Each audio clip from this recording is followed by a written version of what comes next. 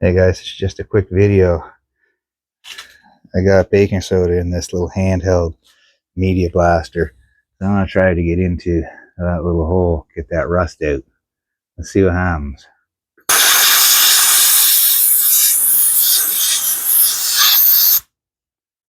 That's awesome.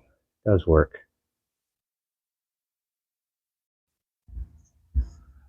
Alright, that's pretty amazing. That was just a quick blast.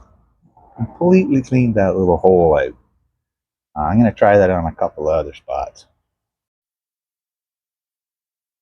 Alright, so I shot up around these plug welds. I don't know if you guys can see it or not.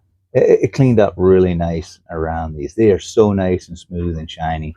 It is truly amazing. So, little spots. I think the baking soda in the little hand blaster is a little bit of an added tool to the old bodywork arsenal.